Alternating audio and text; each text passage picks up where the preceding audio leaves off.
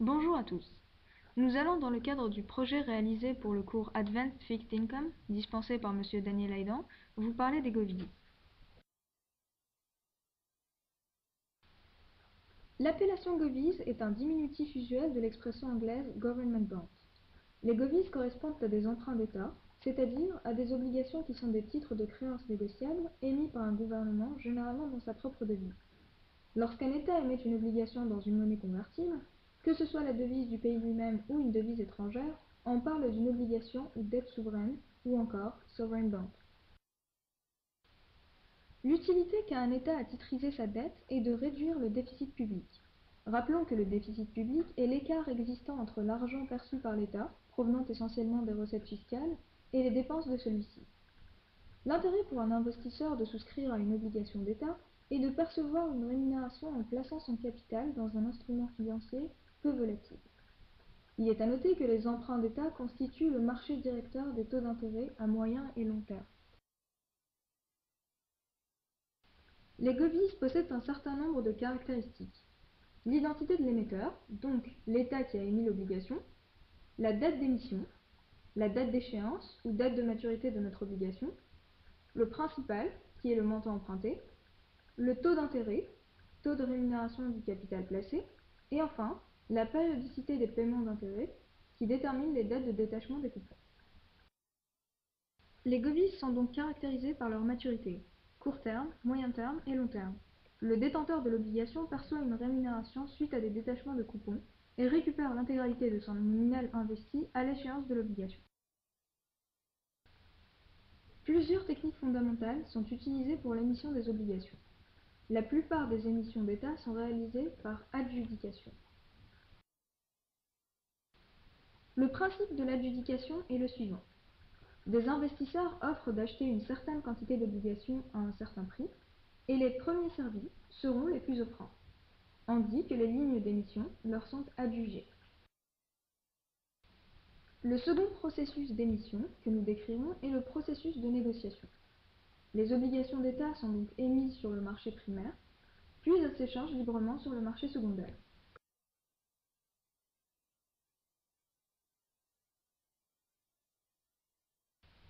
Bien que les govies soient des instruments financiers réputés peu volatiles, ils comportent certains risques.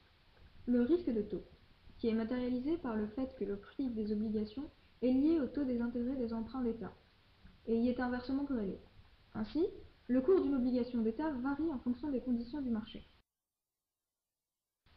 Le risque de défaut, ou risque de crédit, qui est lié à la capacité de l'émetteur à honorer ses dettes en temps voulu. Ce risque est évalué par des agences de rating.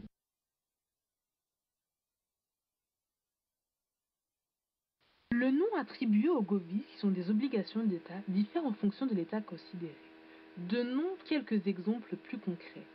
Les obligations émises par l'État japonais sont appelées des JGBs, une abréviation pour Japanese Government Bonds.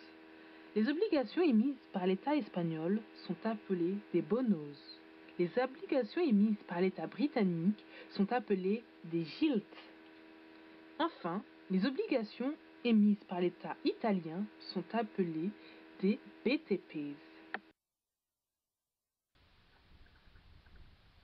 En fonction des maturités, les obligations sont nommées différemment. Prenons l'exemple des États-Unis.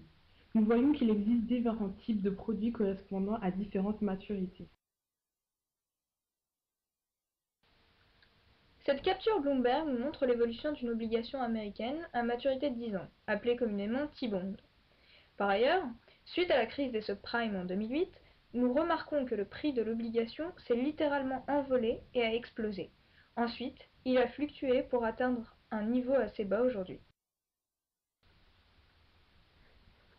Il existe plusieurs appellations pour les obligations d'État émises par l'État allemand. Voici quelques exemples. Les plus échangés sur les marchés sont les bonds, dont la maturité est supérieure à 5 ans. Il existe diverses appellations pour les obligations émises par l'État français. Voici les principales obligations répertoriées sur le marché. Enfin, les obligations assimilables du Trésor, les OAT, sont les benchmarks pour la comparaison avec les autres obligations d'État. Cette capture d'écran Bloomberg nous montre l'évolution du prix d'une obligation émise par l'État allemand en blanc ainsi que l'évolution du prix d'une obligation émise par l'État français en jaune. Par ailleurs, nous remarquons que le prix d'une obligation émise par l'État allemand est moins onéreux que le prix d'une obligation émise par l'État français. Ainsi, nous en déduisons qu'une obligation émise par l'État allemand est moins risquée qu'une obligation émise par l'État français. Ce tableau récapitulatif nous donne le nom des différentes obligations d'État en fonction du pays considéré. Cette capture d'écran Bloomberg nous permet de voir différentes obligations émises par différents pays, ainsi que d'autres caractéristiques.